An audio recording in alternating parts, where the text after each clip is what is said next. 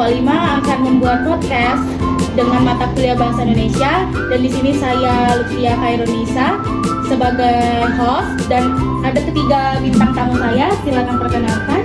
Nama saya Dharma Denesya Lubis. Nama saya Pusujanti Sipinjak. Nama saya Gadis 40. Oke, apa kabar kalian semuanya? Baik, Kak.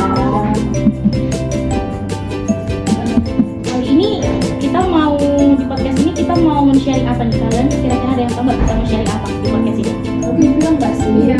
Soalnya kami juga semalam baru nonton film. Oh iya, film apa itu? Film kami itu judulnya Jembatan Pensi. Oh, aku pernah denger sih, cuma nggak terlalu mendalam gitu tentang film itu. Kali ini kita boleh lah ya, aku mengulas itu ya. Kalau boleh tahu, film itu tuh Jembatan Pensil lah. Filmnya itu tentang apa ya kalau boleh tahu? Iya, Jembatan Pensi itu tentang cerita sekumpulan anak sekolah nih, anak pertama anak SD ya.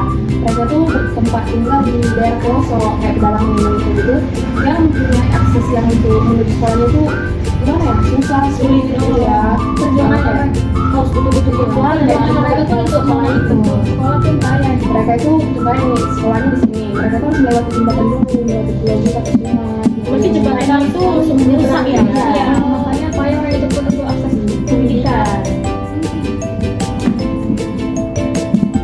Dan ini tuh juga menunjukkan tentang kayak semangat mereka nih.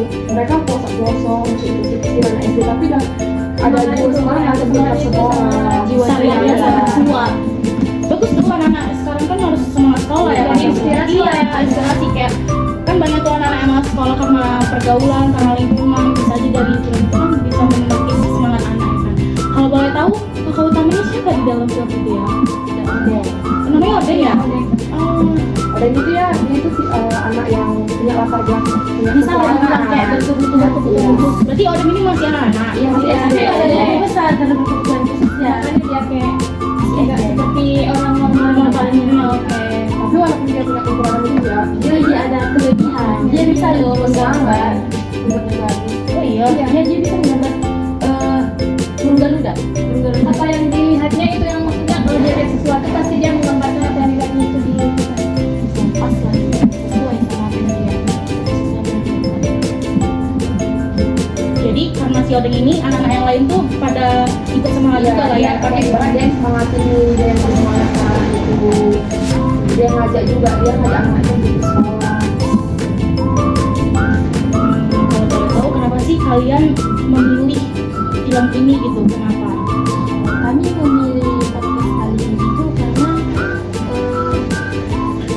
novel ini sangat menginspirasi bagi pelajar di Indonesia, seperti yang kita sebutin tadi. Intinya sebagai ketukan buat pemerintah Indonesia bahwa belum meratanya pendidikan di Indonesia pada saat ini. Ya sih, kan banyak tuh ya di Pulau Sumatera, Jawa gitu kan. Ya. Pendidikan di Pulau itu kan ada tuh kan di pelosok-pelosok kan belum terpenuhi kan, dari tenaga kerja, kayak ekonominya, tempat sekolahnya, itu kan banyak tuh kan kayak influencer kayak membantu gitu kan. Harusnya kan pemerintah tergerak gitu ya. Jadi kan ada yang ini, jadi nanti harapannya dari pemerintah tergerak lah. Iya kan karena ada filmnya Jembatan Pensil ini kan mau ya kan, antara pemerintah tuh harusnya kayak oh masih banyak nih di pulau-pulau lain tuh akses pendidikannya kurang gitu sih. Juga dengan novel ini pemerintah jadi menginspirasi lagi kan Kak, biar pengelola di pelosok nampaknya yang di pelosok lebih semangat sekolah daripada yang di akses Iya, apa? Ya kita di kota di banyak anak sekolah yang mereka malas, udah mungkin aksesnya itu udah mudah, ekonominya mudah, tapi mereka tuh malas, ada yang bolos lah, Iya. ada yang cuma malas. Aku pernah sih nampak kayak anak sekolah gitu kan, dia kan masih kayak di jam 11 kan masih zaman anak sekolah kan, belum pulang kan. Terus aku pernah lah gitu ke kafe gitu kan, kayak nampak anak sekolah orang itu tuh nongkrong gitu kan. Kalau aku pikir-pikir kan kayak sayang ya gitu kan, di pelosok tuh, di daerah pelosok tuh anak-anaknya tuh kekurangan gitu fasilitasnya, tapi semangatnya itu ada gitu ya kan. Beda lah. Iya. Juga kan kayak pendidik kayak nggak di kota-kota aja lah kan. Aku ngeliat kemarin kan pas di jalan kan kayak ada anak kecil gitu jual-jual koran, susu kan. Aku nanya, adik kenapa nggak sekolah gitu kan?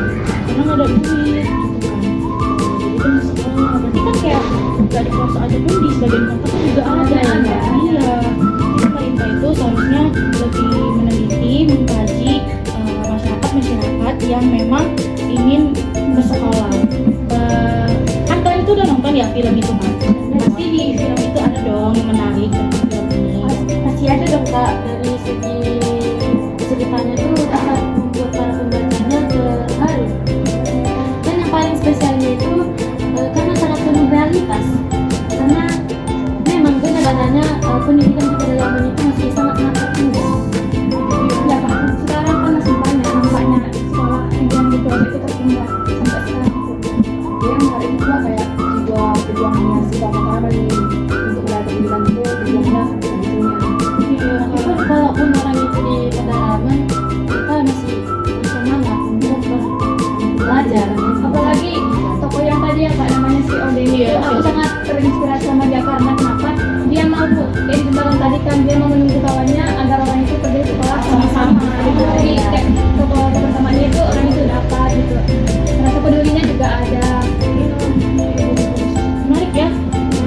Tapi kan ada tuh yang viral di sosmed, di sosial media terutamanya kan. Saya lihat tuh di Instagram kan ada tuh yang anak-anak SD video sekolah naik kapal itu yang perahu itu, yang membawa itu kan. Cuma sama aja kan sama yang kayak film dia kan. Iya, berarti memang masih banyak di pendidikan Indonesia ini yang tertinggal gitu ya teman-teman.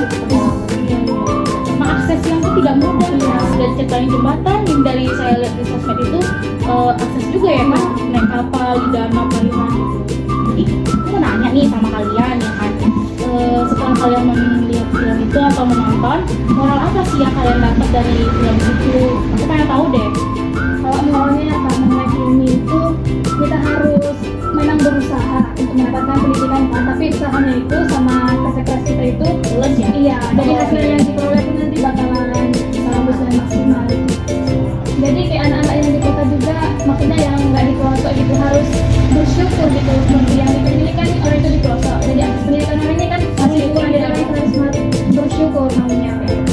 Aku dengar dari kalian cerita mengulas sedikit film itu, aku sedikit terharu gitu kan, karena selain orang itu di pelosok, orang itu pun bersyukur gitu loh, masih mau berusaha untuk memperbaiki jembatan itu, untuk mengakses ke sekolah gitu ya kan.